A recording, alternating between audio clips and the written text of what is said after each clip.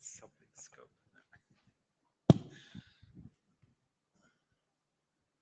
Can you hear us okay online? Oh, I gotta turn this on. Yes. Okay, thanks. All right, I need the slides.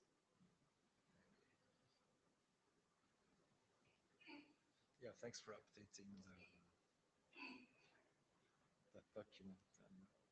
Oh yeah, because it just happened this morning.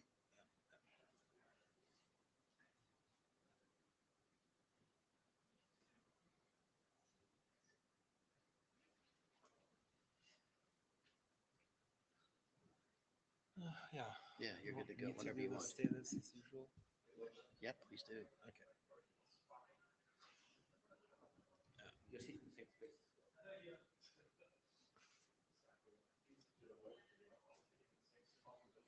Okay, ready? Yep, we're ready.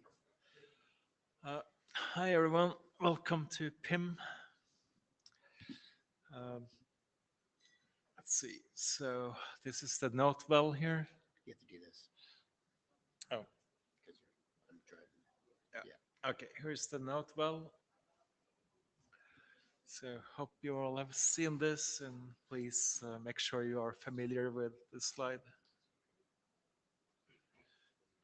Here is our agenda. Oops.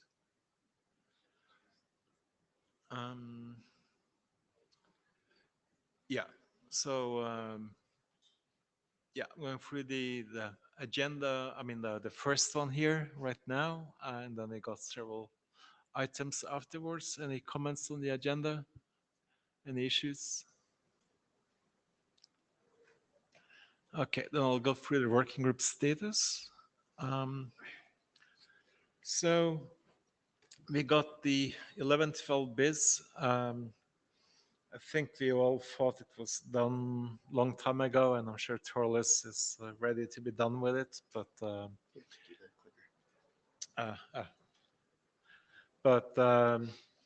Yeah, there was a lot of really good review feedback since last IETF, so Torles is incorporating that. But yeah, we are pretty much ready to request publication, I think.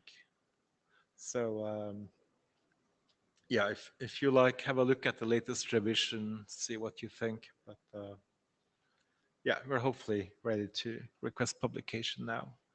DR improvement, backup DR, they're not discussed this meeting.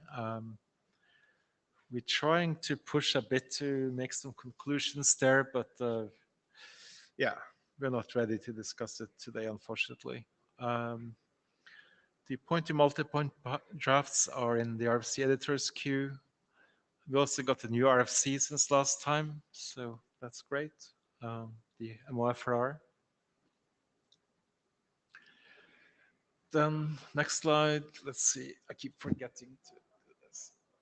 Okay. Got some Yang model drafts not discussed this time. Lessons learned we will discuss. Then we got the multicast auto discovery work. So that's progressing. We got these 4 drafts. So one of them is now in the RFC editor's queue. One is in the IETF last call. And then for GAP and ZeroConf, they both passed last call. And we're waiting on some directorate reviews or incorporating review comments. But yeah, we'll probably request publication for the 2 remaining ones shortly.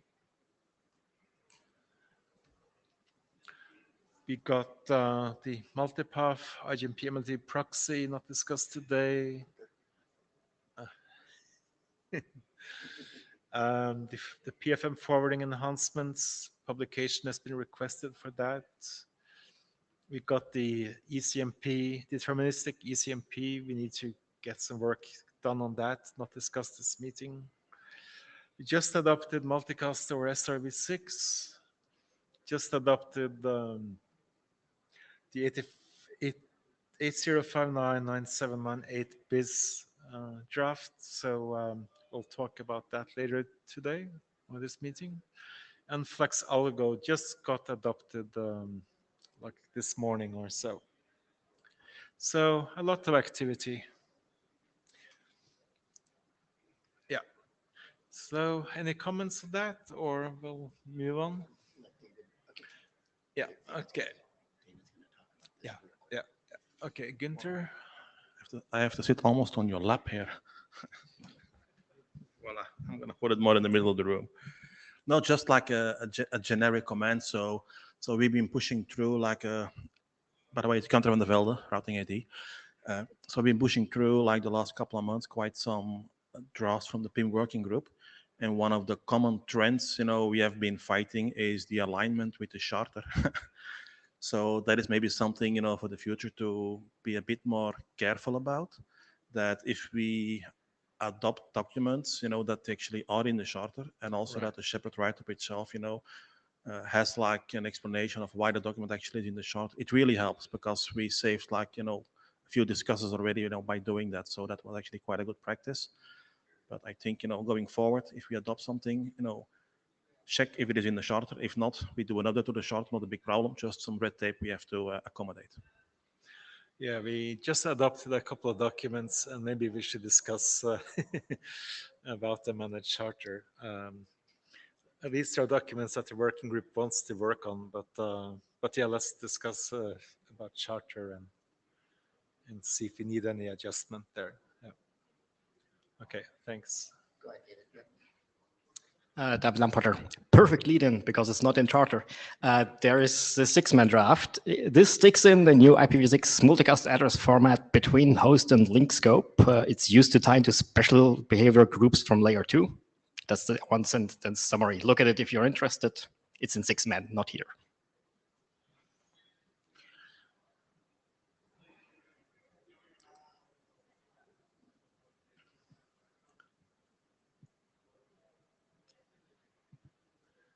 Yeah, just as a comment. So one interesting thing is, of course, that we don't have a scope identifier for it, so it's a little tricky. But, yeah. Anyway.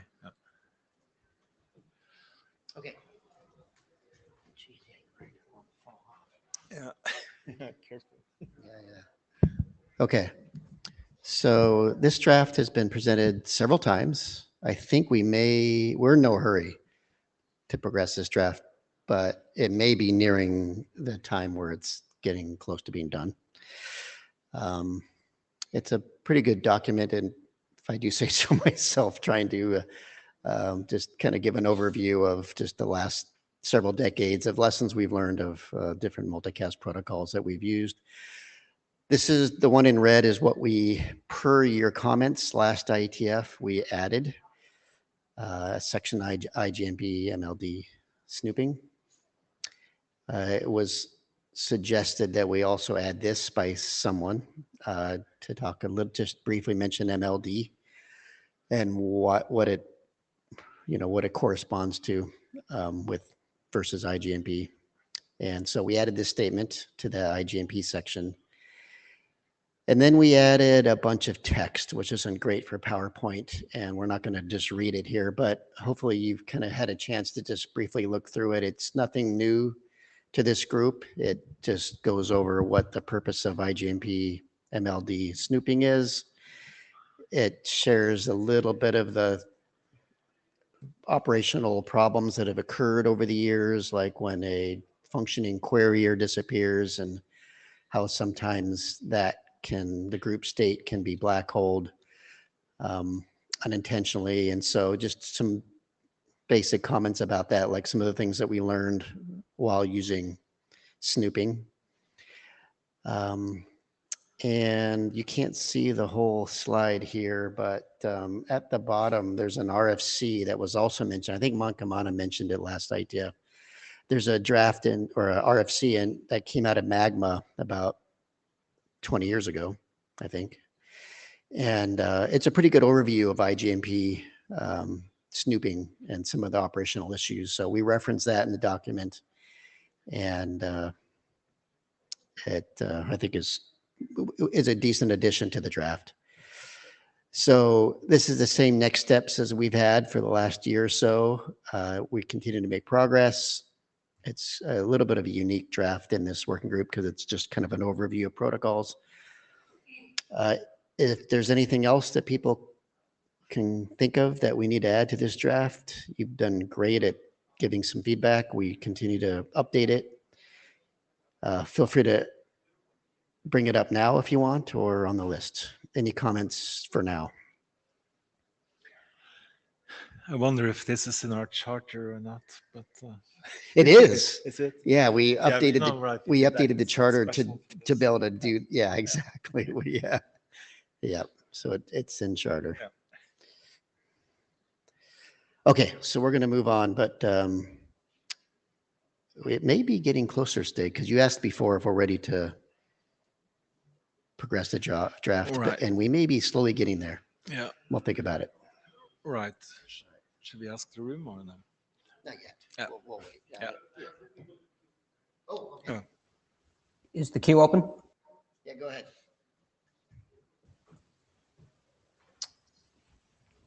Hey, Dave Yeah, Thaler. So 2 comments. You'd ask, is there anything else to add in there? I did a brief glance and I don't see anything about the socket APIs RFC that we did.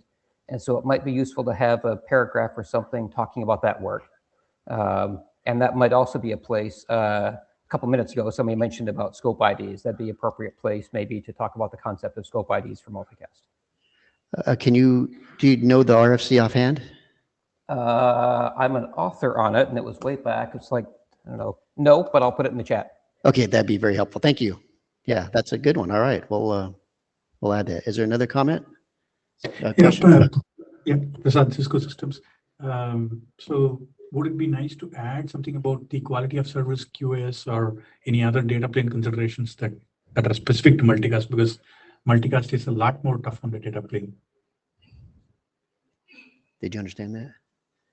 Can you repeat that again? If not, Oh, sure, Mike. What I wanted to ask is, would it be good to add a section on quality of service or anything about the data plane in general? so quality of service and data plane in general, make some comments about that. Yes. Okay, very good. Yeah, I think you're the one that helped us with the last update that we did on snooping. So, okay, yeah, thank you. We'll get that added. Sure, and if you want any help, I'll be glad to help. If needed. Great, perfect. Thank you. Thank you. Okay, thanks.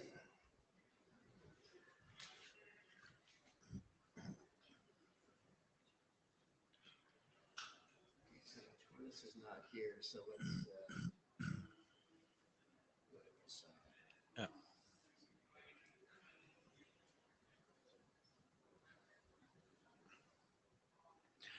So Prasad, you're up next, if you're ready. Sure, Stick.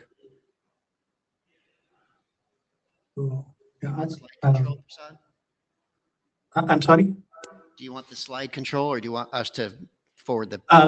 You go ahead. I'll just let you know if the slide needs to be moved. Okay. Mike, is that okay? Yep. Thank you, Stig and Mike. Good evening, everyone. I'm sorry. Good afternoon, everyone. It's still morning here. Sorry about that. So, this is mostly covered. This was mostly covered in Montreal. I'll just try to quickly recap what was covered in Montreal and what has changed since then.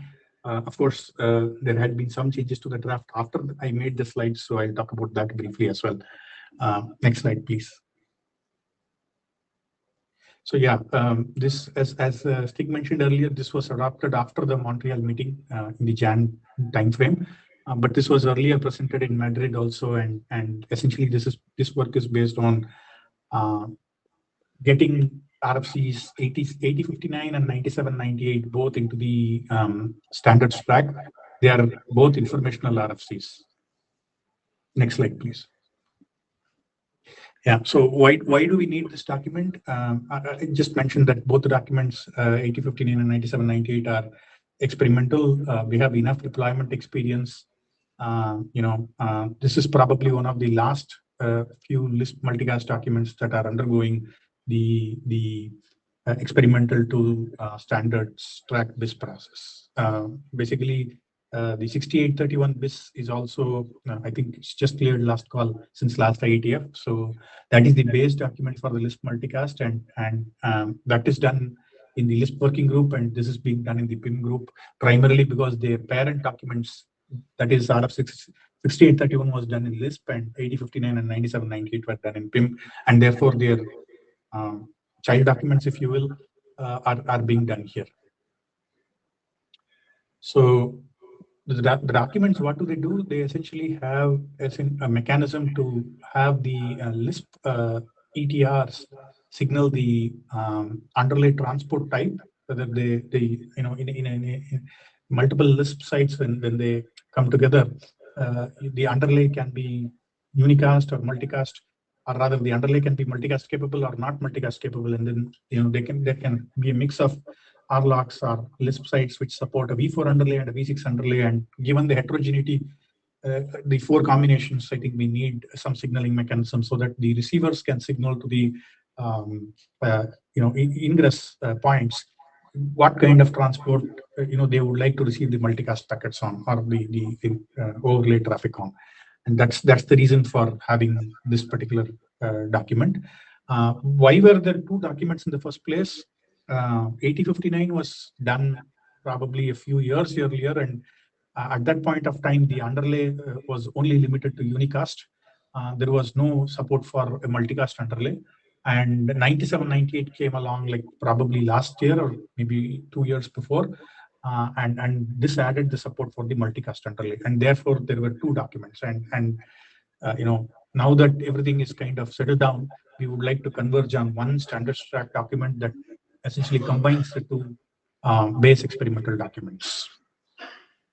And from implementation perspective, yes, there are implementations, vendor implementations available for this particular signaling. Next slide, please. Yeah, so just to go over the details, there is a join prune attribute defined. And of course, the last bullet, it's a remnant of the old slide. The IANA code points can be reused. The question mark at the end is redundant, and therefore it's not a question, it's a conclusion. And yesterday there was a comment, or rather on Saturday, there was a comment on the text on the IANA section that came from the IANA early review. So thank you to the IANA team for doing the early review. And they have, I think, in principle, agreed to reuse the code points, or rather update the IANA code points so that the experimental documents no longer own the code points, and the new BIS draft will own the code points. And the language in the IANA section has also been corrected. Amanda Babar from the IANA team had sent a common detailed note, and I had made a change to the draft, and that draft change has also been pushed. It's reviewed by Amanda, and I have checked in, submitted the new version, and therefore the 2-01 version, I'm sorry, the -01 version of this draft should now have the correct IANA section also. So that is also taken care of. Next slide, please. Yeah, I think that's mostly it. I think, we'll continue to work on the documents based on any feedback that we got. Of course, thank you for the IANA feedback. Any other feedback, please let us know, any detail that needs to be added. And then we'll probably, at some point of time, request WGLC once we get some sufficient comments, or once the draft has gotten through sufficient review. I think that's mostly from my side.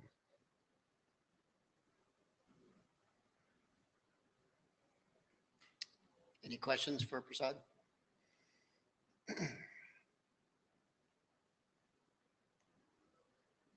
You got any? Are you good? All right, thank you. Thank you, Mike and Stick. Thank you. And Twillis just left again. Oh, maybe So we're they gonna go. think the skip. So you're up. Okay.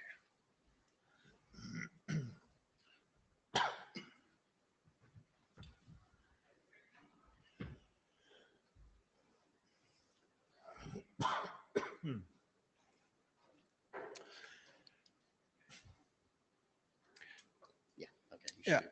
All right. I'm going to talk about this new draft that talks about how to actually send native IPv4 multicast through an IPv6 core network, which sounds maybe a bit strange because if you forward v4 packets, is it really an IPv6 network? But yeah, we'll see. So you basically have a network that in a core doesn't have any IPv4 addresses assigned to the routers. So the routers only can send IPv6 message protocol messages. But we want to somehow build a v4 multicast tree to forward native v4 multicast through that network. Also, we will talk about RPF lookup and how we can find IPv6 PIM neighbors for an IPv4 SG or star G. Okay, so if you look at this network, we'll just consider a unicast on this slide.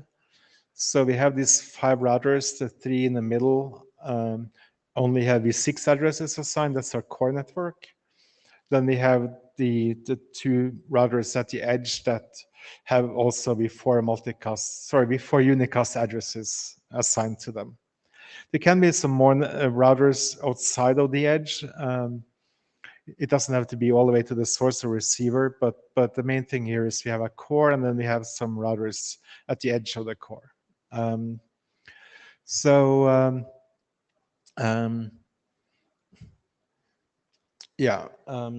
Let's see. So if you do multi-protocol BGP, there is a way for us to exchange IPv4 prefixes over a v6 peering. So basically, you use a BGP session TCP that is using IPv6 messages, but the contents is IPv4 prefixes. So by doing that, we will be able to get v4 prefixes with a next hop in our RIB, with an IPv6 next hop. And that's exactly what we need to forward unicast packets. We need to know when we get the v4 unicast packet, which router or which interface to forward that packet out of. Let's see what the yeah, okay. Yeah, that's it for unicast. So for multicast, so we have the same situation with a RIB where we have IPv4 prefixes with v6 next hops, and we will make use of that for multicast.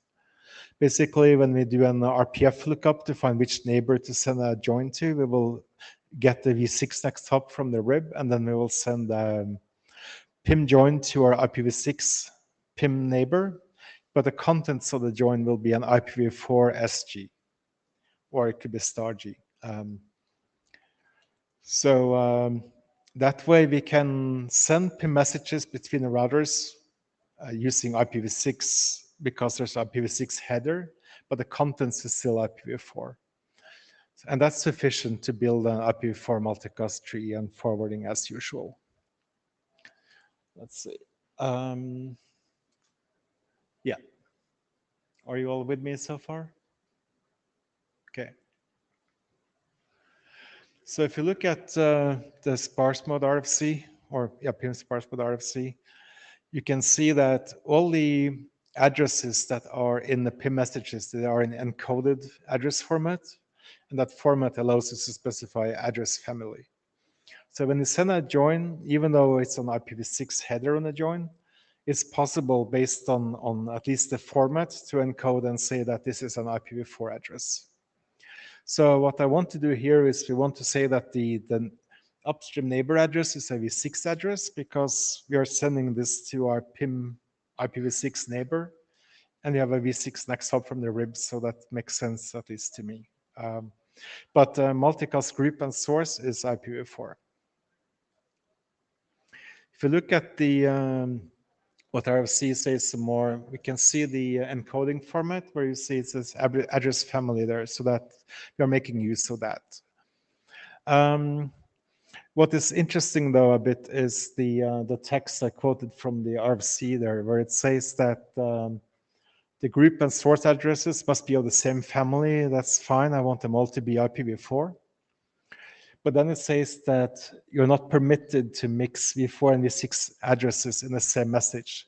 And it's maybe slightly unclear whether it's just discussing the source and group addresses or if it also discusses the upstream neighbor address. And then there's a what you should do if you see that. So the thing is, the format in a way allows this to be done, but it's not quite maybe according to the RFC to do what I want to do. Depends how you interpret the not permitted and the shoulds. The main thing is this can sort of be done, but we don't know how a router would react if we tried to send such a message to it. So because of that, let's see, am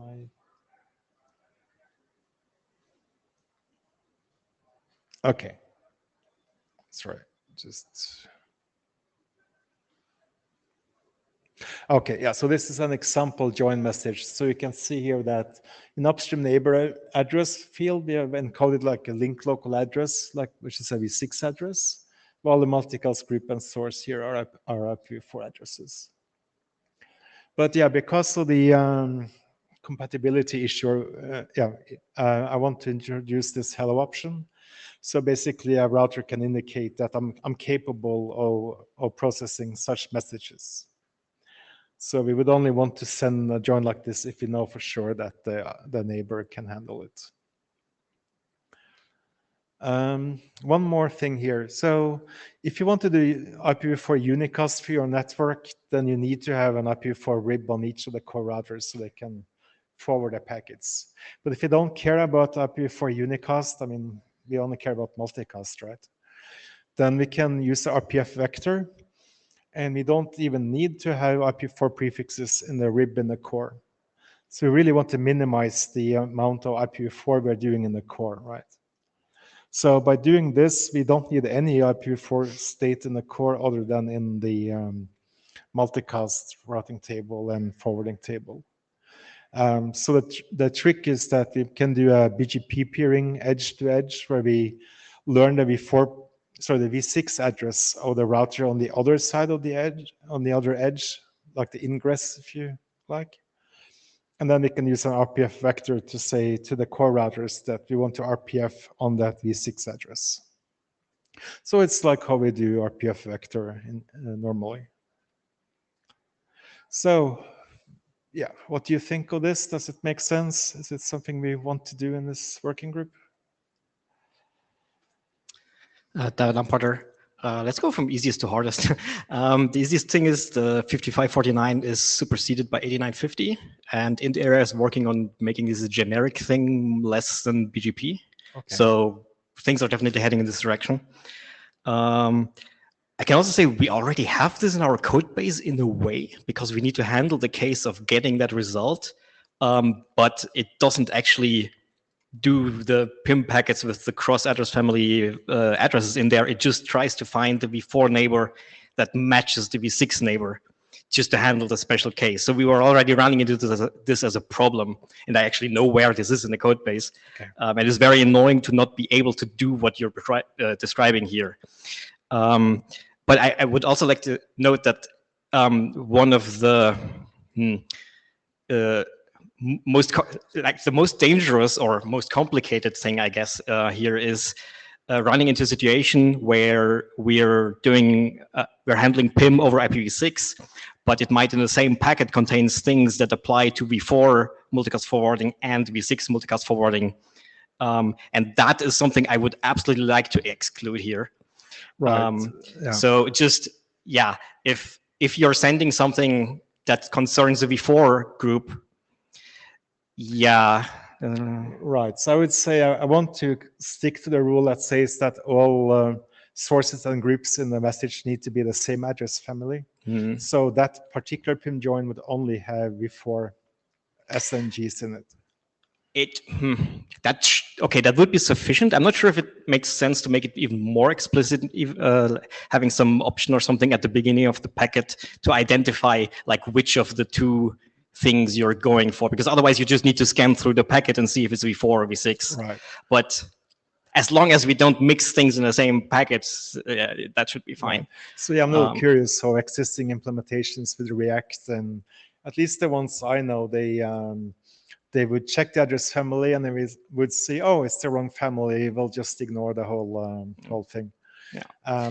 But there could be routers that do something strange, or Yeah. so that's why I want the hello option. Yeah, and lastly, I definitely think this is in scope and we should be looking at this. And people are already running into the limitation of not being able to use 8950 because there are multicast breaks. So I know because we had to add the workaround. So yeah. Okay, thanks. Yeah, so yeah, one challenge I know also is there's many implementations that do like separate processes for v4 and v6 and can't mix that. So it might be a little tricky implementation-wise, depending on implementation. But in a way, yeah, I want to focus on the protocol and not the implementation here. Yep. Okay. Yeah. So yeah, what should we do? Are you done? Yeah. Sure. So come just to back next time. back up a little bit. So is the motivation to avoid tunneling and using encoding instead? Are you worried about the overhead of using tunnels? Is that the whole idea? And you want to go with the coding V4 and V6 header? Right. Yeah. You could do tunneling, but Today. it's you could do tunneling today. Yeah. So yeah, the idea is to avoid tunneling. Yeah. And also avoid having to deploy v4 addresses on your core routers. Yeah. And David, that's why you've been looking at this, is for that very same reason, is to avoid the MTU overhead of a tunnel? Is that the whole thing? Well, so if you tunnel it, the tunnel is out of necessity a unicast. So if people want to keep it as multicast, they don't really have a better choice, especially considering like you could maybe do it with beer or something, but that's not deployed enough in the scenarios we've been looking at. So keep the traffic as v4 multicast or as any type of multicast, but you don't have the addresses anymore because that's how you deploy the network nowadays. And then how do you do it? That's the combination of factors here. Okay. Yeah, Human Nokia. Sorry, maybe I didn't get one thing. So when the packet goes out, do you convert it from IPv4 multicast to IPv6, or it just goes out IPv4 all the way to the join goes all the way to the source, and the source sends back IPv4 stream? Yeah, you can say if you look at the state on one particular router, you only really care about the incoming interface and the outgoing interfaces. So whether the neighbor you received the join from was a PIM6 neighbor or PIM4 neighbor doesn't really matter. You just know that, okay, someone on this interface is interested in receiving the multicast. So so the forwarding table you build is exactly the same regardless of whether how the join came. Or you can say it a different way. It's exactly like a normal IPv4 PIM join, except that the IP header is a v6 header. But all the processing and the state you build from it is the same as a regular IPv4 PIM join. Okay, but when you send the join, again, I didn't quite understand this thing. That's why I'm asking. When you send the join up into the transit routers, when they start looking at the IPv4 join, how is the v6 core forwards that toward the RP or the source? Right. So so if you look at an S, G, these core routers here, they have v4 ribs, so they actually know that for a IPv4 packet, Okay. they know where to forward it. It's a dual core then. The core routers are actually dual core routers. They, in a sense that they have v4 prefixes, but they don't have any IPv4 addresses configured on the router interfaces.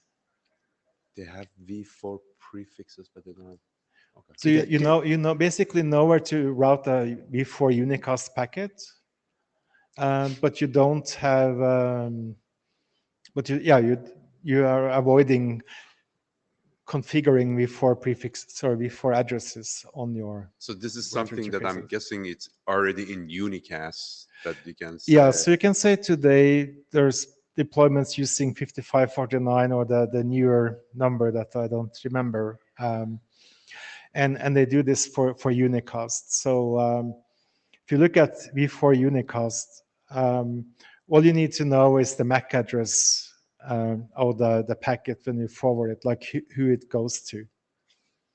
And you can learn that from BGP and your v4 forwarding table. And you're basically doing the same with multicast. Yeah, okay, so I get it. If you have Yeah. BGP, you can learn all this stuff. But then what got me confused was that your BGP was from R1 to R5. It wasn't like RR Okay, to everybody. that's so one way of deploying this is like with a v4 rib on each of the core routers.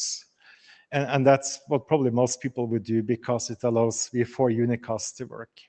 But if you don't care about v4 unicast, one option is to do what I have on this very last slide. And that's using RPF vector. So that basically tells the core routers that don't really use the source address in the the S, G for RPF lookup, right? It says to use this v6 address instead. If you do that, then these core routers don't need any v4 rib.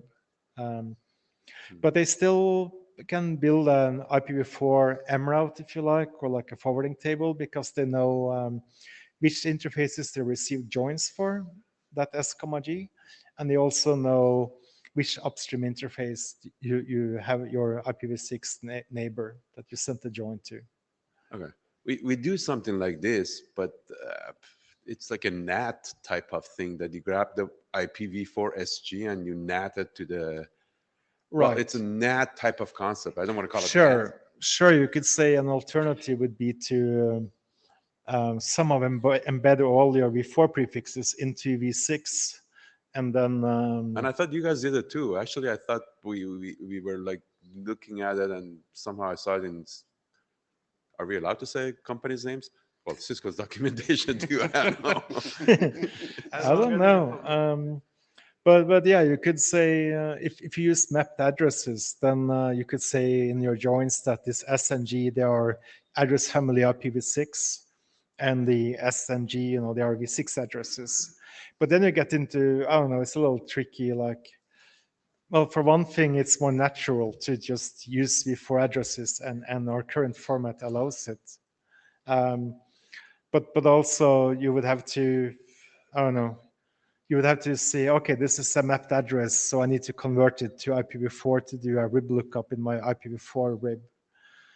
Or you can populate them in your v6 rib. But I think it's cleaner and similar to 5549 to just think of them as v4 addresses rather than do some kind of embedding in v6 space. So there's a lot of solutions to do this, and you're introducing a new one that you think is cleaner. Is that basically what? For multicast, there's no solutions to do this. Other than For native, encapsulation. yeah, okay, sure. For native. But if you do encapsulation, though, then you need to, how do you map your v4 group to maybe a v6 group if you want to do v6 multicast, and I don't know. And you also, of course, have the overhead of NCAP and the MTU issues. And yeah. Mankamna, Cisco Systems. So to answer Human's question, basically, if you look at your join end to end, it is going to be v4 state. So there is no v6 states getting created. The only thing which we are using v6 is how you transport your v4 join from R4 to R3 here. So what we are showing between R1 and R5, you have 5549R, the newer RFC, which tells you how to reach the v4 addresses. So it is pointing to R1 v6 address. Now you are using R1 v6 address to let your join go hop by hop, still create v4 states, but use v6 IP address. Otherwise, your default PIM join will always try to look for v4 neighbor address to send your join. So your data plane and control plane end to end remains IPv4. There is no change there. The only thing you are changing is how you are transporting those join messages. I think I kind of get it, but I guess the part that I was scratching my head was that when you send the join, then those core routers, they need to kind of understand IPv4. So I didn't understand the saving. Like, you need to have the IPv4 in those core routers to send the join all the way from the R1 to the R5. So excuse me, you need to have some kind of IPv4 unicast forwarding knowledge. So it is a little bit like, it becomes a little bit of dual core thingy. So I don't know. Yeah, sure. The answer is quite simple. You don't need the addresses anymore, and addresses in IPv4 cost money these days. So the goal is to get rid of the addresses, not of the v4 capability in the router. People are just not giving the links IPv4 addresses anymore. In some cases, the router has one address total in IPv4, and in the extreme case, it has 0 IPv4 addresses. That one doesn't quite work yet. So in the area, people are working on extending like ICMP for that. But having only one IPv4 address on the entire router and then v6 on all the links is getting quite common now. Yeah, so one thing is having the addresses, but also the management of, adding the addresses. It sounds trivial, but people want to simplify as much as possible. Yeah. I mean, like, to be honest with you, like, even with 3-seed, we were kind of saying that, well, why can't you just have one IPv4 address for the root address? Because in the 3-seed, we say root is 32-bit, so it's IPv4. So we were saying, let's just have one IPv4 address. But then what we got as a comment back was that, well, if I'm going to IPv6, why would I want to have one single IPv4? So that's the parts that I'm kind of, Right. scratching my head. Yeah. So, but yeah, I would say the main idea is we have 5549 that people are deploying for unicast, and we want to do something, well, similar for multicast. And I believe it is quite similar here. Just like we are doing with BGP for 5549 is the outer header is like an IPv6 address, but the contents is all IPv4. And that's what you're doing here as well. So kind of trying to make the minimal amount of changes to PIM to make this work. And the only thing we need is to have this hello option and to know that routers can accept the slightly more liberal use of mixing v4 and v6 than is currently in the RFC. So from a protocol point of view, it would be basically getting a hello option and documenting those minor changes or compared to what 7761 is expecting today. Okay. Do you want to call for adoption or not? That's up to you. I'll do it. I'll start it. Okay, thanks. While we're waiting for people to respond, is this something that with what you can divulge, is this a customer request or is this just something fun you've come up with? No, there's customers that are interested.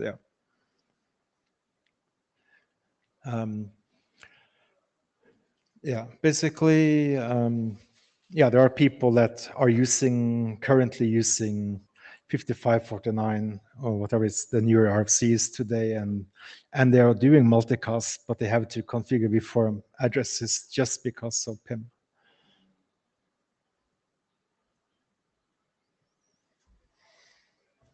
Okay, thank you. So we have 8 people so far. That's 9 people that are in favor of this and none against. So we'll take a list. It looks like there's interest.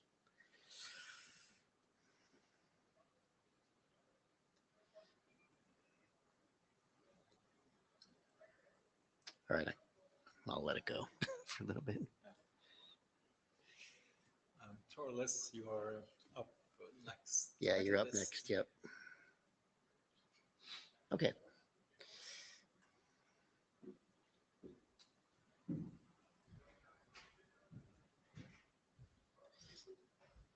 Yeah. Wow. Okay, hold on. Let me. All right, here we go again. But after 40 years, what's one IETF or 2 more? So after IETF 124, we did put this draft in for early reviews with a bunch of directorates, SecDear with Brian Weiss, IntDear with Pascal Thubert, IoTDear Eric Nordmark, RoutingDear Sandy Zhang. So thanks a lot to all those directorate reviewers. Still waiting for Michael Tuxton for TSV. In general, I think that worked out very well. So if you have a draft and need more review input, try to figure out what good usual suspects would be, because I was going through the different directorates and trying to find names that actually did know what multicast meant. And so that's why I think we also got very good feedback. I'm not going to go through all the set of textual nitpicking improvements. There was one I felt a little bit hilarious thing with Eric's review, that I think he still thought IP meant IPv4 only, even though the document tried to emphasize on the fact that IP now in this document means IPv4 or IPv6. And so I now added a sentence in blinking red in the beginning of the document to re-emphasize that again, just because the IPv6 RFCs like 8200 and others are never using the term host group, right? So he was kind of afraid that that term was something only applicable to v4. So I also added an explanation why obviously it applies equally to v4 and v6, but you don't have to write the term host group if everything you're writing applies equally whether or not you're talking about ASM or SSM, right? So we're really getting into the details of the terminology, which I think is a good thing, because ultimately if you have a full standards track thing and you don't exactly know what word to use, then it becomes kind of problematic. IGMP version 1 backward compatibility was also something that had to be specified a lot more, which backward compatibility means any document that already mandates v2 or v3.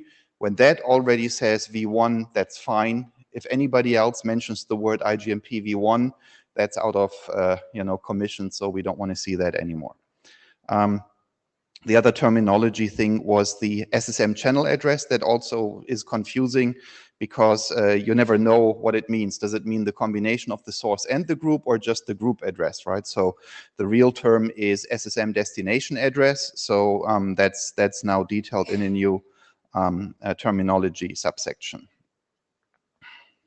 Right, and then from the IPv6 documents, the terminology coming that if what you're doing applies equally to ASM and SSM, you can just talk about multicast addresses. But if you have that's something specific to ASM or SSM, you need to talk about host groups for ASM, or you talk about S, G channel address, destination address for SSM, so people know which of these two options you're talking about. And yeah, so requirement really, if you're writing something about multicast, you should also say in your document if it does apply equally to ASM and SSM or not, right? So that's, I think, an ongoing issue that we have, that most people ignore SSM, which obviously we do not want to have, so at least they should explicitly say that. And that's hopefully something we can make sure happens in future reviews consistently. Yeah, there was another new interesting registry created by IANA in the past half a year, so I stumbled across that, added that. And then Zandy was bringing up the question about the applicability of the new addressing we're working on. So there is this Appendix A2, which I hadn't touched, where Steve was 40 years ago talking about how to make dynamic multicast address assignments. None of his text was ever adopted. We had a lot of other stuff that was written into RFC and never happened. So I basically added another subsection to this and put 3 paragraphs there, right? One about RFC 6308, which I think is the best summary of all the good stuff we tried and didn't work. And then mentioning about SAP and SDP, because that was really the best working dynamic address assignment we'd ever done. That's been working perfectly fine for 10 years. And now, and that's the 3rd paragraph, we've been starting to do a new one, which is the zero-const MAC address and the PIM gap, right? So this is basically, well, there was the door open with this appendix existing, so that gave the opportunity to put some current information into that. And then the other appendix, which was difficult, was this appendix A3, which I had, which after Eric's being confused and me being confused is now hopefully a lot better. So you see we're only in the fringes of the document, nothing about the real specification text, obviously. So one is the link local address consideration, and the other is for the multicast router. And that is basically the one thing I'm still pondering, one or two things I want to get right in one more revision. So what if an IP multicast router also has an IP multicast host stack, right? So this RFC is really only for the host stack. Do we feel, and if so, how does this apply to a router, right? So all the implementations that I know, so in the 90s, they started out with not wanting to know what a host stack is, but then the latest with something like Linux in 2008 or 9 or so, they started to have just the normal host stack, but also the router stack, right? And if you're building an application that uses some link local multicast, like an OSPF or any other routing protocol, V4 or V6, you should typically just have a host stack. So I very much think that, and this is what it writes currently, if you're a multicast router, you should also have a host stack, but obviously not all the requirements that are mandatory for non-routers will equally apply. So for example,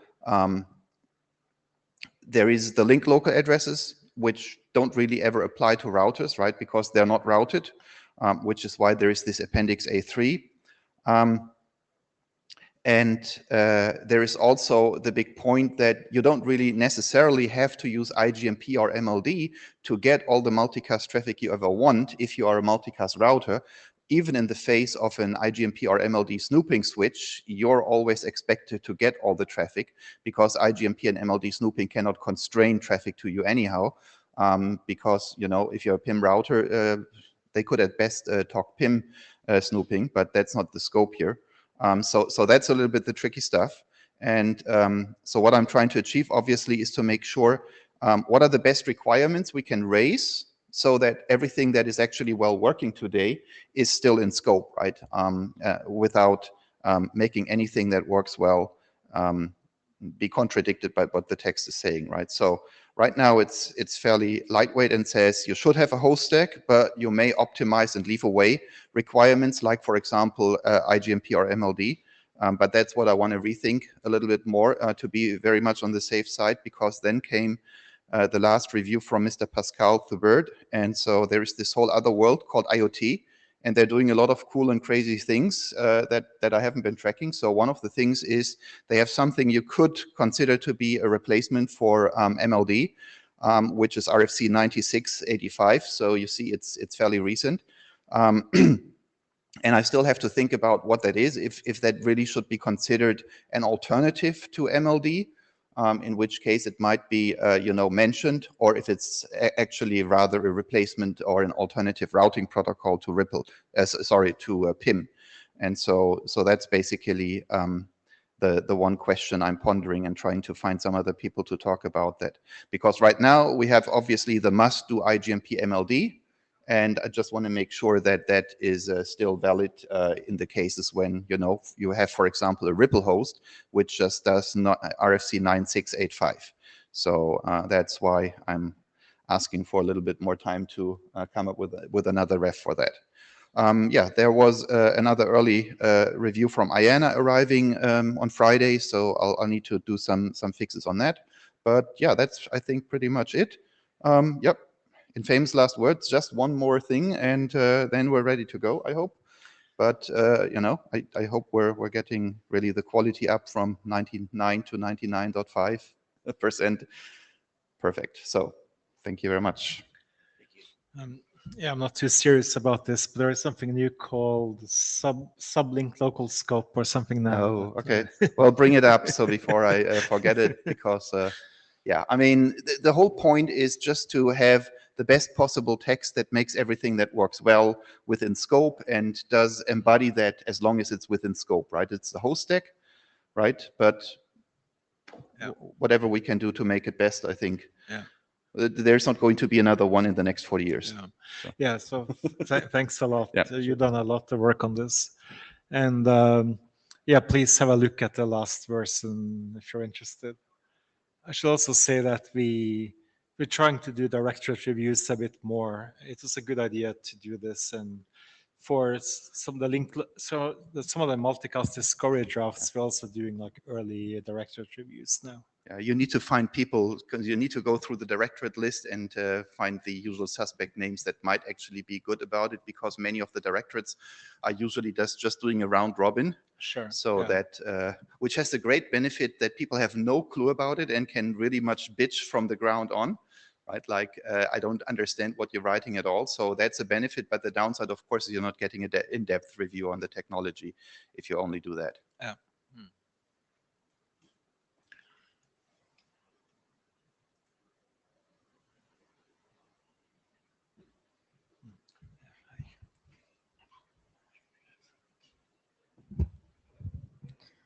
Good afternoon, everybody. This is Sunny Zhang from ZTE, and this time I'd like to introduce a new multicast use case for LLM synchronization. And I present this draft on behalf of our co-author Yisong and Junye. So this the LLM means large language model. We know that there are emerging inference cloud services here. So from these services, it can deliver large-scale real-time inference, fine-tuning, and model optimization services on GPU cloud platforms. And we know that the GPU cloud platforms may spread everywhere. So there is multi-cloud LLM synchronization. So the centralized model repositories can automatically replicate and sync the LLM to the GPU clouds through many regions or different carrier networks. So it's new services now.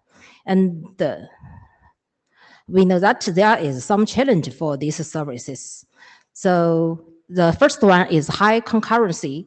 We know that a popular large model with it can be delivered to many dozens of GPU clouds simultaneously, and the size of the model can be 70 GB to 1 TB. And because we know that there's so large model, it can lead to I/O bottlenecks at the storage repository, delaying model distribution at scale. So there's the second challenge here. It's cold start latency. Because the inference services cannot start until the model is fully downloaded to the GPU cloud. So if the download efficiency is low, so the efficiency of the downloading will be affected very much, and the cold start latency will be very long. So the user will be impacted very much. Though this service is separate from the LLM training and the inference process, but this synchronization process directly affects the efficiency and the reliability of inference service delivery. So. Can I ask you a question? Yeah. I was just wondering about the cold start. When does that happen? Is that like happening often? Or? That means that when you must download the LLM and run the LLM, there is take times for the LLM to start to work. So if the model has downloaded very slowly, and you must wait for several hours or more to wait for the LLM to start to work. So it's not very good. Yeah.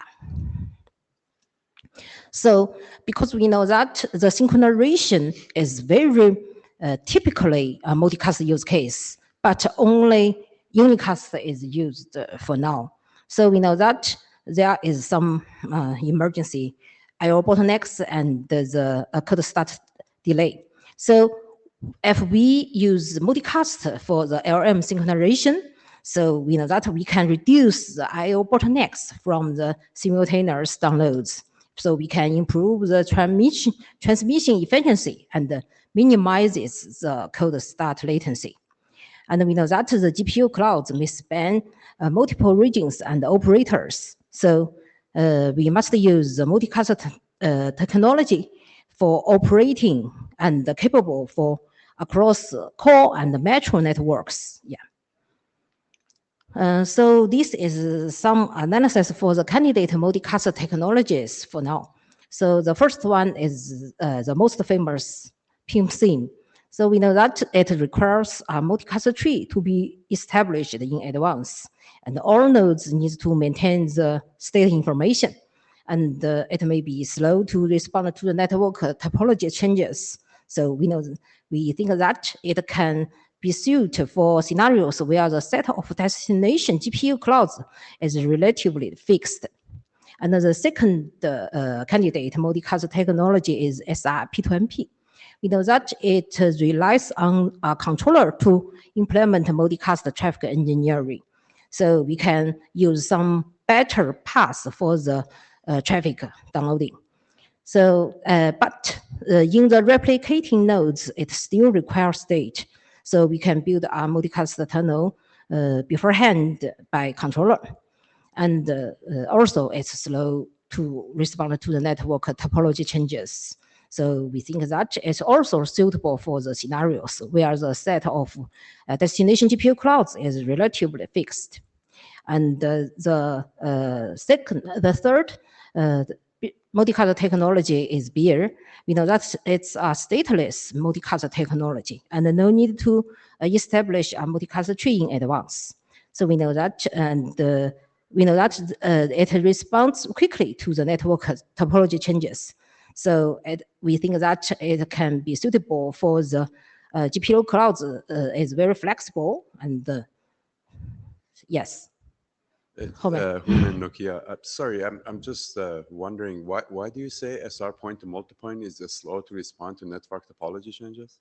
We just think that it's compared to BEER, it may take some time to be convergence, because if the replicating nodes changes, you must download the new state in the new nodes for it, right? Yeah, that's not completely true, because the SR point to multipoint can use the unicast, the LFA, and all this other stuff. So, oh yes, if anything, I would say it's in line with BEER or PIM. Just oh yes, yes, we can add some description in the draft to state that if we can build some FR tunnels or unicast tunnels for it, it can replace it can convergence very fast, right? Yeah. Okay. Yeah. Just a very quick comment to that. I think about 7-8 years ago, we've published RFC, which is LFA for MLDP. MLDP. Oh yeah. You could reuse exactly as is doing okay. IP faster out here. Just yes, we can add some statement for the MLDP and the SVPTE, P2MP. Oh, if I mean, they're pretty much dead technologies by now, but the idea is exactly the same. How you compute unicast faster out for multi-point services. Okay, okay. That's good. Yeah. That's a great point. I mean, that refreshed my memory. Like we use MOFRR too. Yeah, so all those stuff. Okay, okay. We will add it in next version. Yeah. Yeah. So welcome comments and suggestions, and we can discuss more detailed requirements or potential gaps here. Yeah.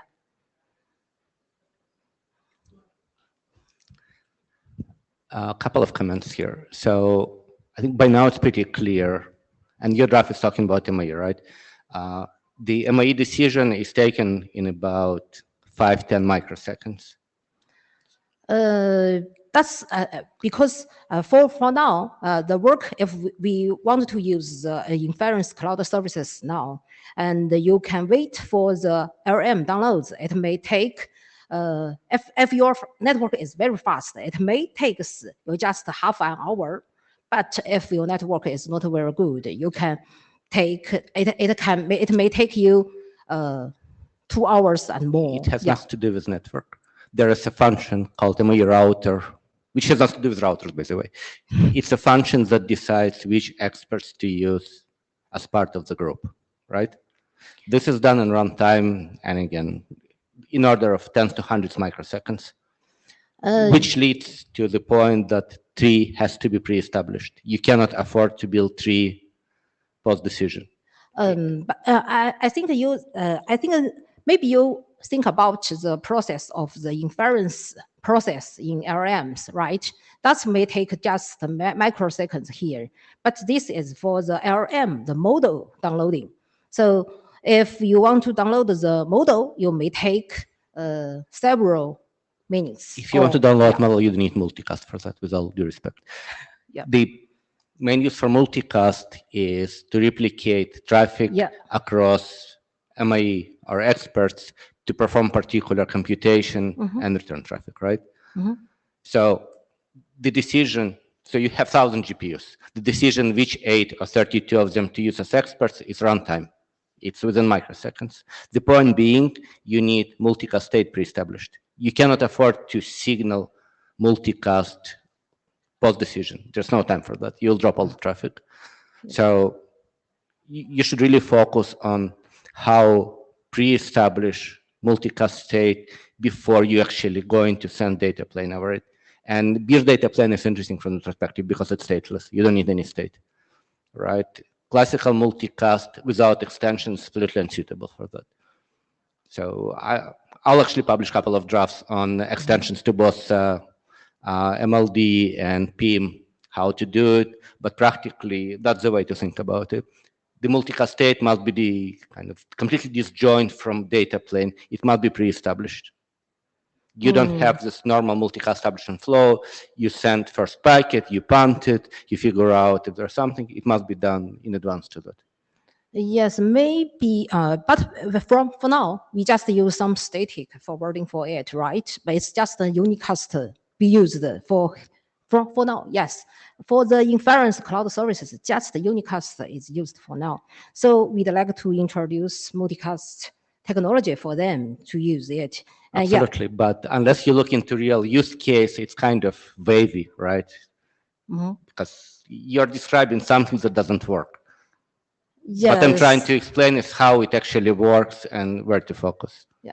So we like to, the first step, we must persuade our customer to use multicast here, and then we can discuss more detail about how to deploy multicast along the world, yes, along the path. So you need to prove it's actually usable, right? Yeah. In a way you present it here, it's not. For now, multicast is not used for now, yes. So we'd like to introduce multicast for the synchronization, LLM synchronization. We're going around. Please listen to me and I'll stop. We all want to introduce multicast. It's absolutely efficient for this kind of distribution, right? Yeah. What needs to be taken into consideration, it's not traditional multicast where you have host signaling, establishing the tree, and then starting forwarding the traffic. By the time you're ready to build the forwarding state, it's millennium too late, right? So you need to pre-establish this without any senders and receivers in the network to begin with. So we think that if we really want to deploy it to the real exactly the network, we must consider for different network, they may have different multicast capability. Because some networks can only support PIM, so we may use PIM for them. And in some network, it can deploy beer, or we can use beer here, right? And beer is data plane, PIM is control plane. Don't mix them together. Yes. So we must consider the network capability here. Yes. So, we are not converging. I'll talk to you offline. Okay.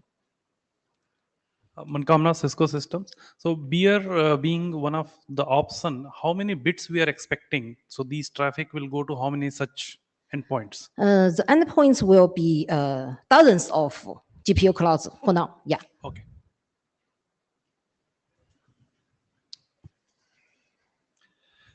Paul is Eckert. So do you intend that to be within a data center or across a more complex network? It's for build for one. Yes, it's for one. It's not just in data center. Yeah. Sorry, because the GPU cloud make across many regions. even if countries. So it will not be limited in one data center. Okay, so more complex wide area network. Yeah. Then I think you want to certainly look into the transport layer, the fountain codecs, which allow you to, avoid retransmission and all that stuff, right? So we've been working on all of that for 20 years ago, and I think those things are all fairly worked out. But if that is also being added, then I think the whole thing would obviously, just as an information thing, be suited a lot better for MBOND than PIM, right? Because we're talking a lot more about a solution and applying kind of, here are the choices in the network, here is the choices on the transport layer, right? So the fact that this is just to send, 100 gigabyte or something, what it may be, to 1,000 receivers, because that's your next ref of your data model or so. I think that should be clearly set aside as the use case from, I think, the training stuff that you were talking about, right? So this is just, wide area distribution of a finished model, so that, a lot of inference nodes can then use it. And maybe up on the application layer, the interesting question is, can this be done incrementally? Right, so can this be done other than, okay, the data center that has calculated the model is ready, and now we need to still wait for, I don't know, 1 or 2 hours before, at the low speeds that wide area network links may have, it can be sent, right? Can it be incrementally updated while it's being finished in the calculating data center? So I think that's where you would need to talk to the training experts to figure out if something like that would be possible, because that would certainly help a lot. Thank you. Just one more comment on top. You're looking into reliable multicast, you realize, right? So sorry? It must be reliable. The inner payload of the packets. Oh, yes. It's RDMA operation, right? So you have memory allocation on remote side, and you are either writing or reading from there. You lose single packet, your entire memory block is corrupted. Yes, so we think that it may be relative to the comments from Tolis, that we can use it with transport. Yeah, it's really sure, in addition to what Tolis said. So. Stig here as an individual. So I think it makes sense to well, I guess Torles said it, to split the two cases, because the cold start, or what you call it, you can just find using existing multicast. There's no latency issue, right? Yeah, and IO bottlenecks. Yeah. But for the standard side inference, you really want to minimize the latency. So that's a very different problem. But I think. I think it makes sense to me, at least, to do it in MBOND, maybe, if it's more like this is what we can do with existing technologies. Yes, we also present it in MBOND this time. Yeah. But of course, we should see if you want to, if we can come up with something new or better, and then maybe PIM would be a good place. But also, we think all multicast working group can be related for this topic, right? Mike McBride, my opinion is, and Stig and I need to talk about this maybe with Jeff and others, and Gunter, is that this is probably larger than PIM and MBOND. I mean, there's been a couple side meetings. There's going to be, you had one last year. There's another side meeting that Isang's going to have tomorrow on LLMs and AI and multicast and all that. And it's being presented in RTG-WG, right? Because so I could be wrong, but it seems like these types of multicast and AI related drafts are kind of right now being incubated in RTG-WG. Is that right? Is your working group handling, or at least listening to these types of drafts? And so as routing chair, we do VR dispatch, right? From this perspective for routing drafts. Exactly. So we are looking at all of them. That's why it's been presented there. And I would say if it requires PIM IGMP extensions, the work is here. Yeah. And it does, for all practical reasons. You need to be able to signal additional metadata. Total solution probably in Bondi, and as architecturally, RTGVG is the right place. Yeah, so yeah, so you got 3 working groups that we've just mentioned, and who knows, maybe in the future there's a new working group that deals with multicast and AI. I don't know, but it's good that you're It's have relationship for multicast AI, yes. No, but you definitely don't want me to do PIM extensions and routing, right? It's not right place. It's what you do. yeah, exactly. This That's is where right. the expertise That's very is and true. all the right people. That's very true. Yep. So similarly to, I know, segment routing, where LSR extensions are done on LSR, architecture done on routing, and Spring potentially will have same split, I would think. Yeah, okay. But again, let's separate it out, right? So this is just, you know, mass distribution of a huge data file.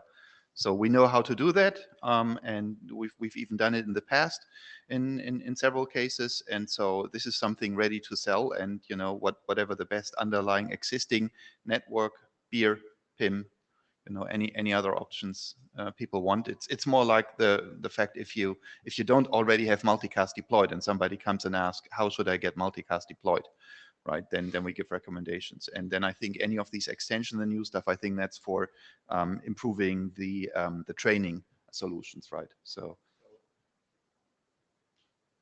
MOE is extensively used in inference as well. That the technology of today, at least, and the amount of data distributed is actually not that large. It's in gigabytes at most, right?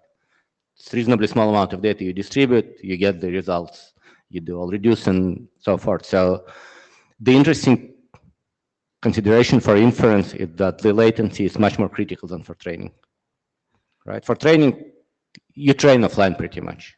You might do it longer, it costs more, but it's not critical. In inference, if it takes longer, end user will go to different provider. So you lose money immediately. So you should think also about latency and similar. Yes. So because these services, in these services, the LM is training in the repositories because there is a central repository for the training, and after the training, the model needed to be distributed for the GPUs, and every GPU clouds in the every GPU can run the model and do many more works, inference works. Yes. So for the pollution of this draft, we know that if it's only a use case, we think that it can be put in, it may be better to put it in RTWG, because many people focus on RTW and they can get more information in that working group. But if we have some extensions for PIM or beer or something else, and we can do the specific extensions in the specific working group, right? Yes. But for now, we just want to introduce this use case. You need to progress. You keep chewing on the same stuff for the third IETF. There's no difference between versions of the draft, right? You really need to progress or stop. So may I have a question about RTWG? Is this work in RTWG charter? You haven't defined anything that's PIM specific, right? So no, in this draft, there's no. That's my point. Yeah. So it's obviously should be presented here because it involves multicast, but practically there's nothing PIM specific. So I would question whether this is the right place. But again, independently of which working group you are, if you keep presenting same draft, eventually, you know. We just want to bring more people to work on this because it's a emerging service here, yes, and it will be used widely, very widely, yes. So, but that's okay. Thank you. Good? Thank you. Thank you. Yeah. All right. So, Lenny, sorry it's so late, but yeah, go ahead and do that. I'm gonna. How do I accept that? Oh, here we go. No problem. I'm still wide awake. Okay. I think. I think you have control right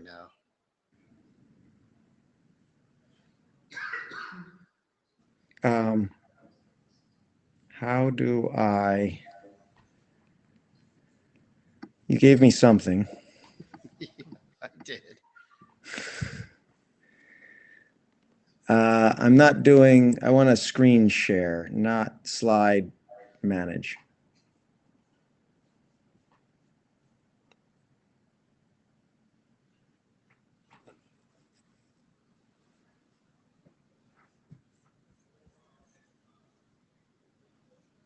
Am I screen sharing? No.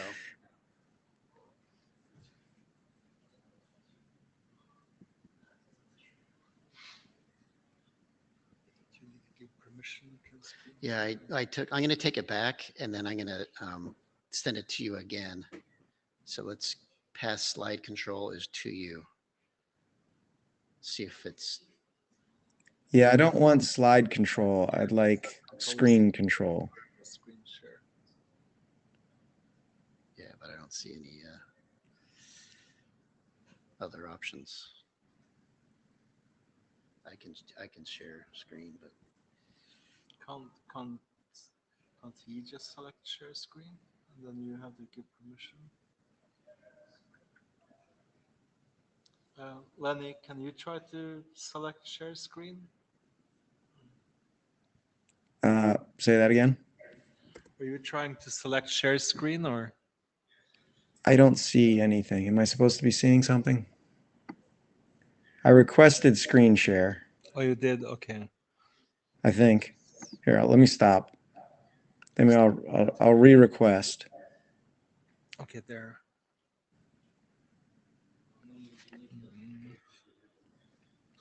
Is it? Oh, wait. Is it? I don't know. Yeah, so we see that you requested it, but Yeah, how do you grant me the yeah. ability to?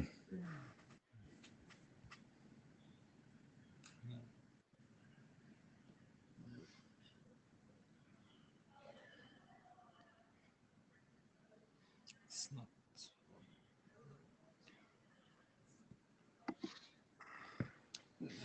so direct chat, take back slide control.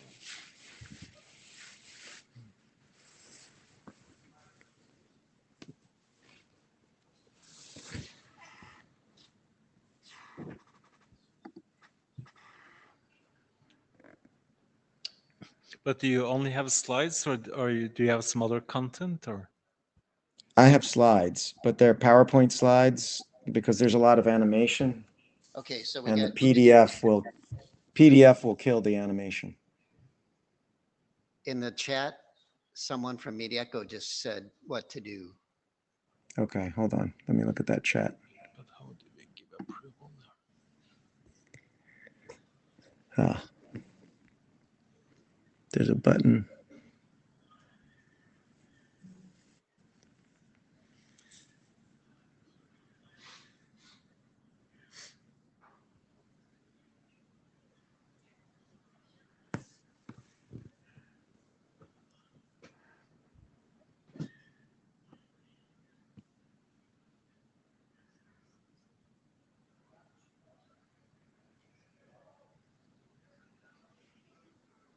Okay.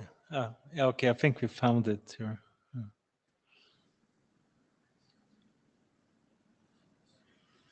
I think we just click that button. That doesn't do anything. Hmm.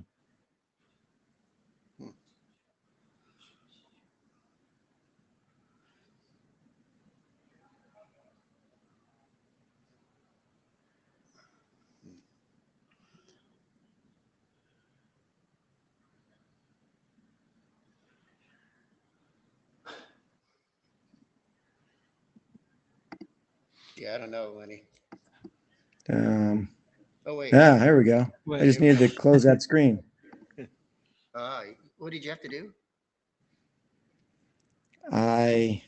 Who cares? Let's go. Yeah. Yeah, it doesn't matter. I had to close Sandy's screen.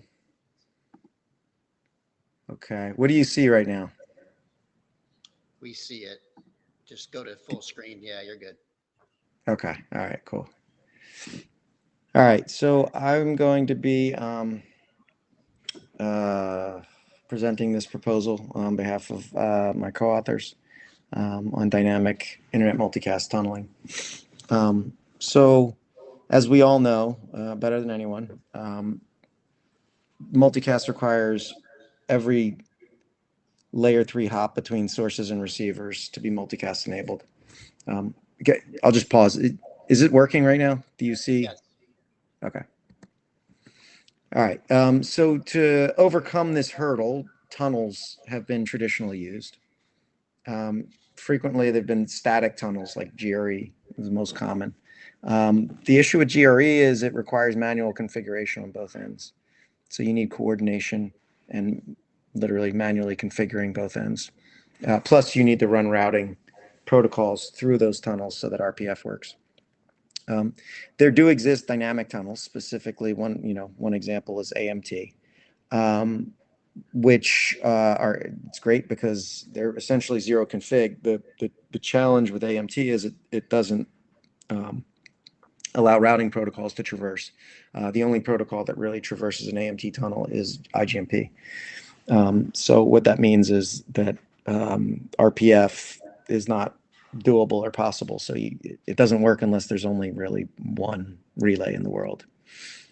And the use cases, content providers and CDNs would like zero config tunnels. So dynamic zero config tunnels, they like that part about AMT.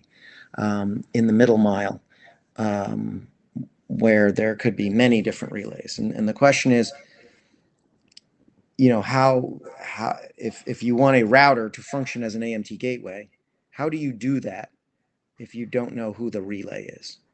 And you don't have routing information as to how to get to that relay, or what relay is reachable is the correct has reachability to the source. So specifically, how do they know which relays can reach which sources?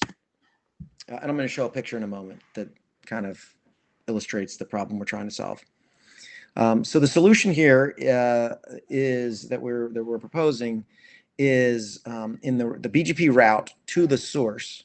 We're going to add a BGP extended community, and that extended community will have embedded within it the AMT relay. And that relay, that is a relay that must have multicast connectivity, either tunneled or native, to the source that is being advertised, to the network for the source that is being advertised. AMT is the most obvious use case here but it can also be used for other dynamic tunneling mechanisms such as those that PIM Lite enables. All right, so just a very, very brief refresher on how AMT works. So you have a multicast-enabled network, multicast-enabled content provider, multicast-enabled local provider, and multicast flows natively, the way God intended. But for the rest of the internet, the other 99+% of the internet that's unicast only, you have an interested receiver who sends an IGMP report to a router that doesn't support multicast, and nothing happens. Unless there's an AMT gateway on this end client, and the client magically discovers the relay, builds an AMT tunnel, sends an IGMP report through that tunnel, and the relay joins natively as if the gateway was directly connected, and as there are more gateways, they each get separate tunnels. This is the basis for the TreeDN architecture, which is RFC 9706, which is basically, SSM plus AMT. You have the big I internet that is mostly unicast only, and you have these TreeDN providers, which are native networks, native multicast enabled networks with, if you have native sources with native receivers, the traffic goes natively. And if you have off-net receivers, those are receivers sitting on unicast only networks. We have these AMT relays. The traffic goes natively to the relay, and it gets tunneled via AMT to the receiver. All right, so that's how the world works today with AMT and TreeDN.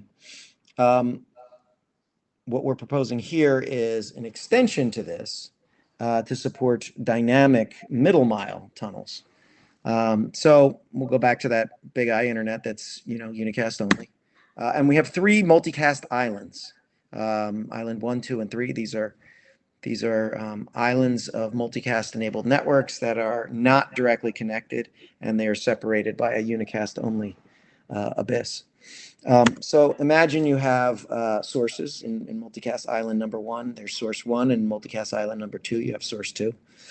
And in multicast island 3, you have a native receiver. You also have a few off-net receivers that are close to that multicast island. So we're going to add some AMT relays and an AMT gateway. And imagine these interested receivers all send IGMP reports to their directly connected router or nearest AMT relay. Now, eventually, the question is, how do these routers then know which relay to use for which source? So eventually, maybe this traffic gets to a gateway, and the gateway says, okay, how do I get to, what relay should I use to get to source 1? What relay should I use to get to source 2? And the answer is, the relay will be embedded in a BGP extended community. And that is in the BGP route to the source. So we can see that the ASBR in multicast island 1, when it advertises the route to source 1, adds an extended community on there that specifies the relay that has multicast connectivity to it. And likewise, the ASBR in multicast island 2 does the same. And these routes propagate across the network so that all of these routers now know, if I want to get to source 1, relay 1 is one way to get there. So I can decide as a router, if my next hop is PIM enabled, is multicast enabled, I will send a PIM join. But if it isn't, and I happen to be an AMT relay, I can build an AMT tunnel and send an IGMP report to that relay. And that's what happens here.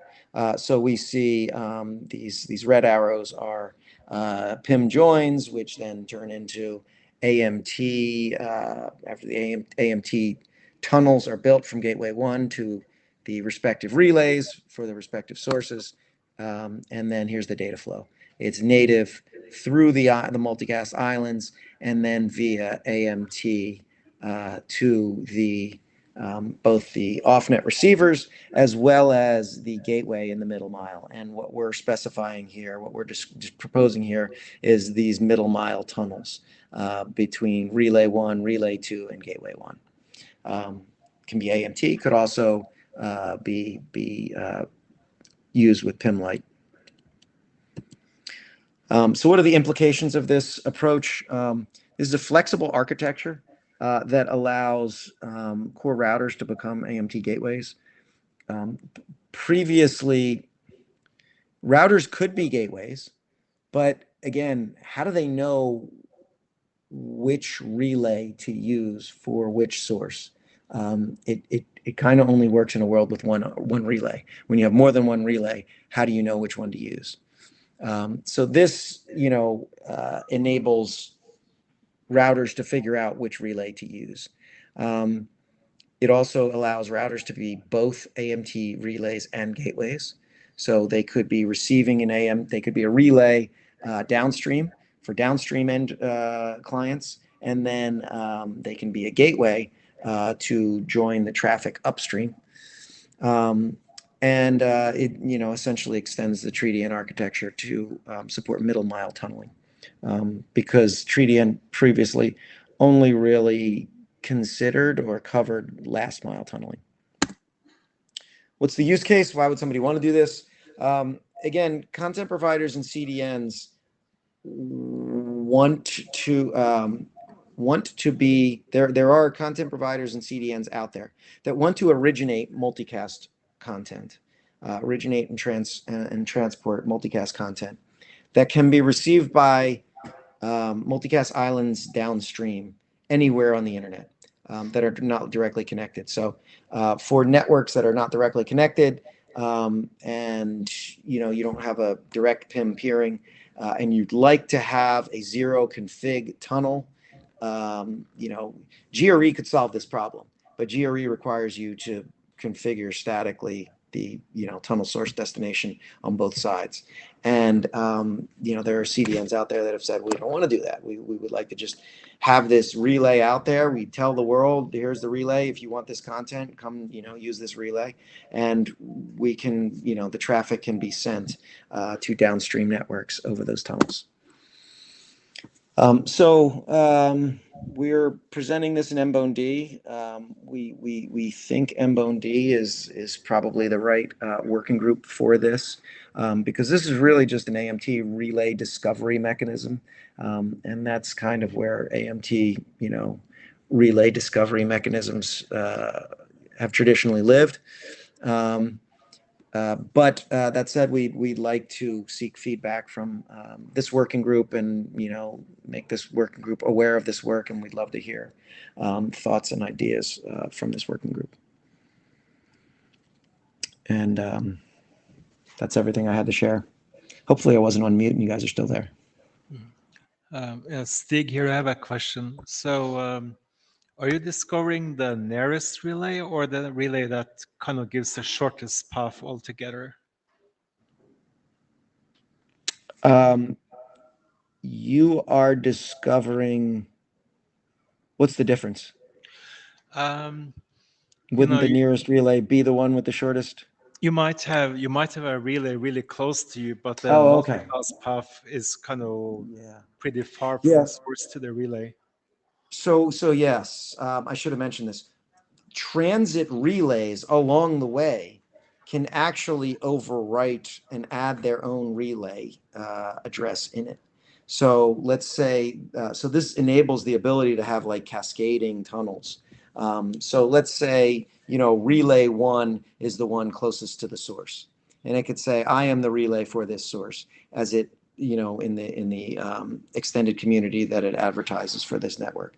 And then it gets propagated throughout the network. A downstream network could say, well, I have a relay too. And, I'm relay 2. And I am going to set relay 2 in the extended community so that downstream networks downstream of me could use my relay to get to it. So this is where, previously you may have recalled there was a Dryad RFC 8777. You essentially use DNS to specify the relay, and you did these DNS lookups. That didn't allow more than one relay IP address for a given group, and it couldn't change. This would enable you to have the nearest relay to the receiver get used rather than the nearest relay to the source get used. Does that answer your question, Stig? Right. Yeah. So I think it makes sense usually to do the closest to the receiver, right? So that you maximize the. You want to do multicast as much as possible, kind of to take advantage of multicast. Correct. So I think this kind of could allow you to do the shortest path to the source in a way. You can kind of choose how you want to, have your metrics, whatever. But I think closest to the receiver makes sense. Yeah. Yes. Thanks. Yes. So that's what this is really doing. It is allowing you to have, allowing a downstream AMT gateway to pick the nearest relay to the gateway, not the nearest relay to the source, which is, I think, what you're saying. Right. Yeah. Okay. Thanks. Yep. Sure. Any other questions?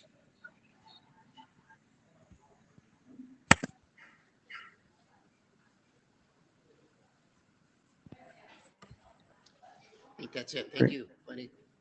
Great. Thank you, guys.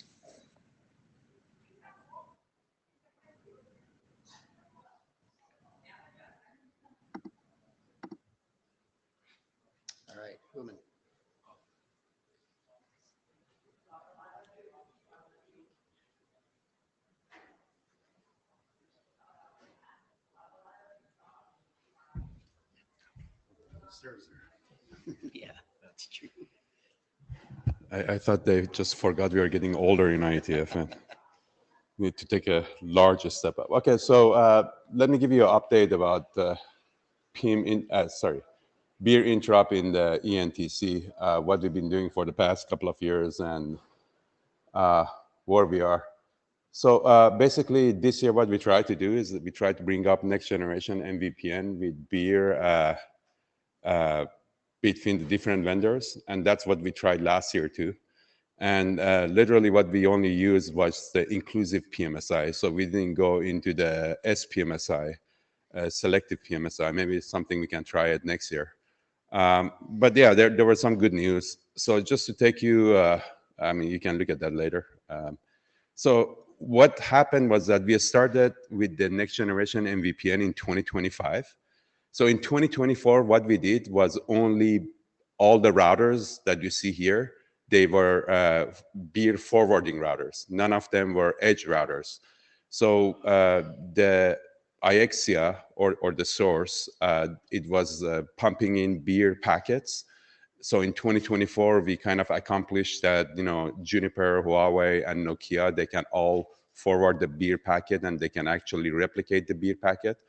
That was 2024. In 2025, we start looking at the next generation MVPN, and the N is missing there because it's in white. So it's not GMVPN, it's next generation MVPN. And we brought up this setup with Juniper back then and Huawei. And this table kind of explains what we went through. So in 2025, we did have complete interrupt between the Nokia routers and the Huawei routers. The reason for that was both Huawei and Nokia were using the upstream assigned NGM VPN label in the PTA. And as such, they were using the beer next protocol to be equal to 2. Back then, Juniper was using downstream assign, and they were using beer next protocol to be 1. So what was happening is that the signaling came up. We had the BGP completely talking to each other. But when we start sending traffic, Huawei and Nokia, they were accepting traffic. They were getting rid of the beer header and forwarding the traffic to the IXIA. So there was complete traffic between those two routers. But anything coming from Juniper to Nokia and Huawei was dropped because of the beer next protocol.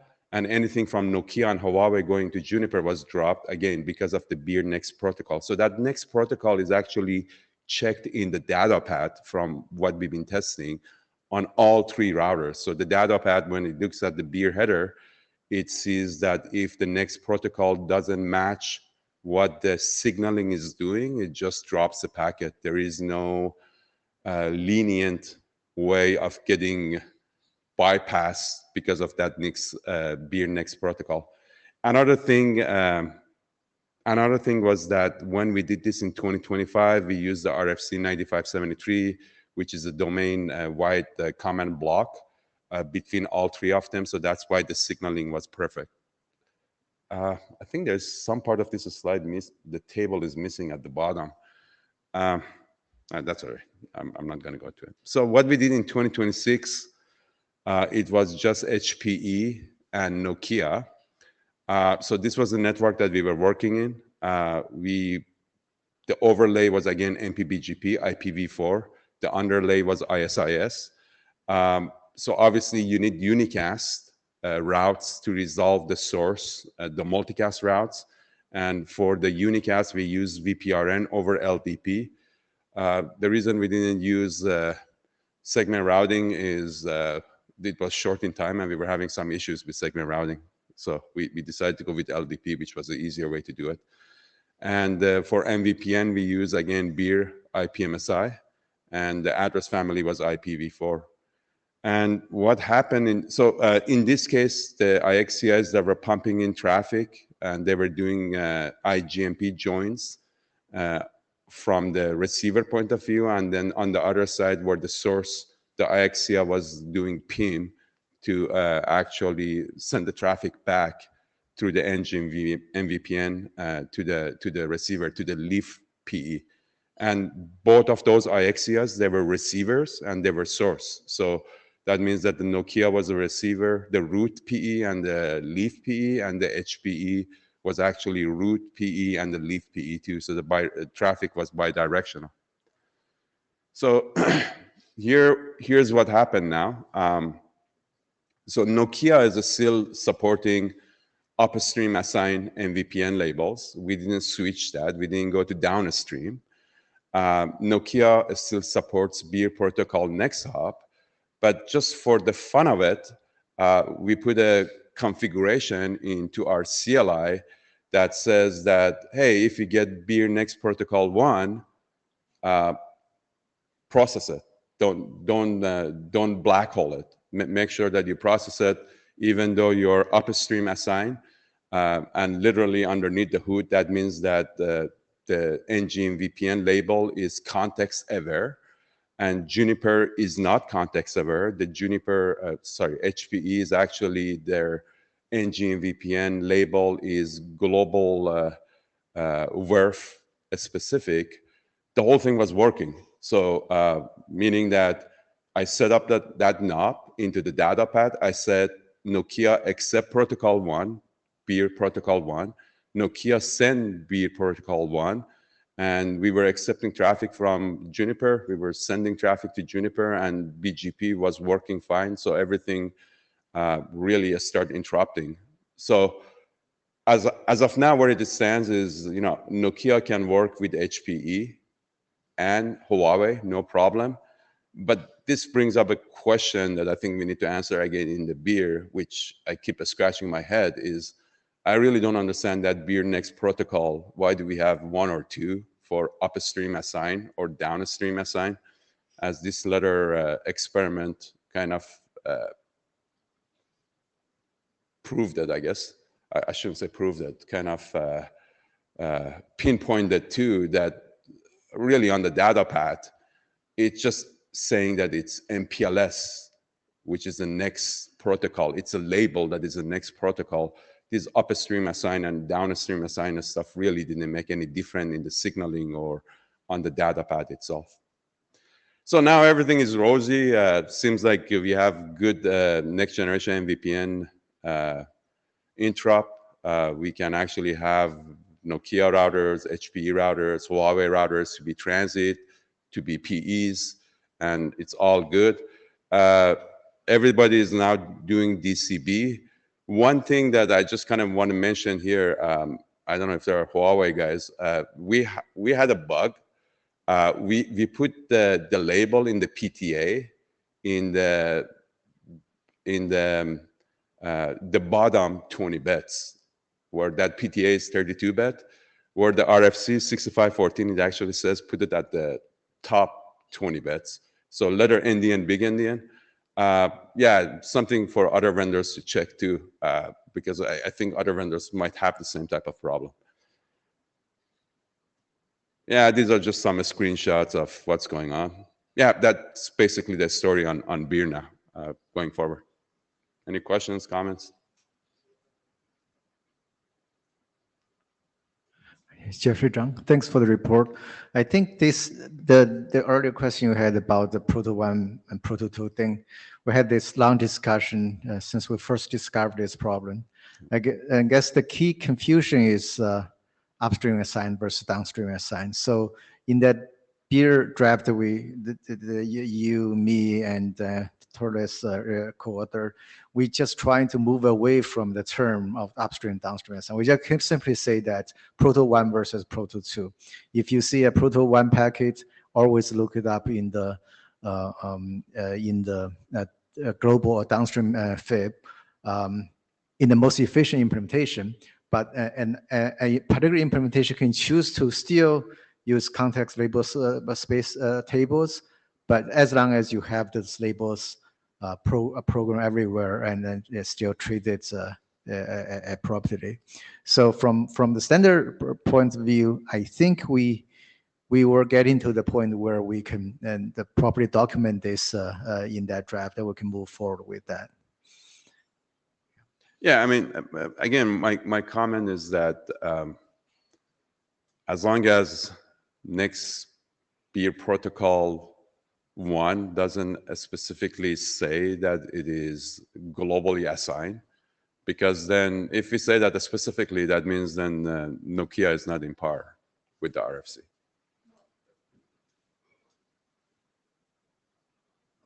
I'm not sure why we're talking about all these crazy beer details now here in PIM, but I thought we'd already cleared that up last IETF in the beer working group. So I see no big issue. Yeah, let's talk about it in beer. Yeah. Fair enough. No, I mean, if at all in the larger scope of things, the thing that I'm missing is a little bit for things like DCB that require configuration that we also have at some point in time a Yang model. Right? Because right now we're depending on every vendor coming up with their own different way on how to configure DCB. I haven't even found the right, example user documentation. So just from an IETF perspective, I'd love to have the DCB configuration model, in some that's a very good point, actually. Yeah. So for DCP, it's very funny because the way that we do it is, to us, it's just a static assigned VC label. Right, service label. Yeah, right. Sure. Like I don't signal the fact that this is a DCB label. There's a bet. I think we don't signal anything. All we do is that, which is a good idea. Yeah. All we do is that we go into context of the next generation MVPN, and we say that for the RTX, use label Y. So anybody that is using RTX throughout the network uses label Y. And we just advertise those, even though we are upstream assigned, but we are advertising the same label, which we are saving label, obviously. Sure. But we're in that kind of continuum, right? So the whole context label was based on the minimum amount of stuff you need to configure explicitly.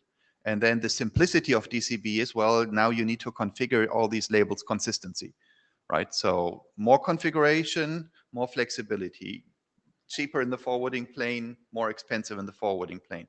And without having at least the configuration there so that customers know, okay, I need to set up some controller that pushes down that DCB labels. It's hard for them to make an operational choice. So I'm going to be honest with you. The reason I went through all these pains of putting so many knobs into our implementation to make it work with HPE and to make it work with Huawei was to make sure that there is a protocol that is working between so many vendors to show the industry that this technology is viable, right? That's all perfectly fine. You were just, I'm going back to your initial mumble about why the heck do we even have that distinction? Mumble, is that what you think of myself? In lack of a better Thanks, term. man. Appreciate it. I'm just right. So I was just trying to give an answer to that. Right. Okay. One is more self-configuring. The other is cheaper in the forwarding plane, requires more configuration. That's my answer. I'm going to stop mumbling now. Yeah. Any other questions? Do appreciate your going the extra mile for the interrupt. I have another question. Sure. You probably mentioned it, but I missed that one. So in the interrupt testing, we use the IPMZ. Obviously, to take full advantage of beer, the SPMZ will be better because that you would need more tunnels if you're not using beer. So what was the reason for not using SPMZ? It's just test resources or whatever? Time. We had to debug some stuff to bring it. Again, I think HPE has 2 forms of beer configuration. One is, don't quote me on this, man. I don't know. You know this better than I do. I think there's one tunnel and one. So we had a little bit of back and forth to figure out which mode to use for beer. And I just didn't have the time. So SPMSI can be next year for sure. Okay. Yeah. Thank you. Yeah. Thanks. Very cool. Thank you. And that's a wrap. Thank you. We're done.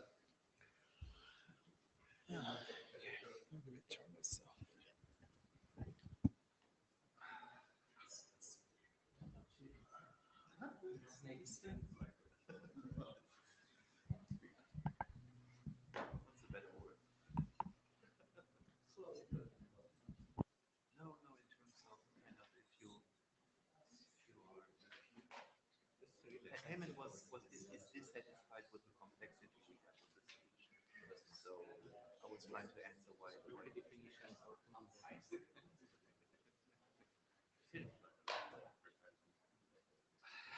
So you said you had a draft too? I'll publish after it. Yeah. Very straightforward exception to go further.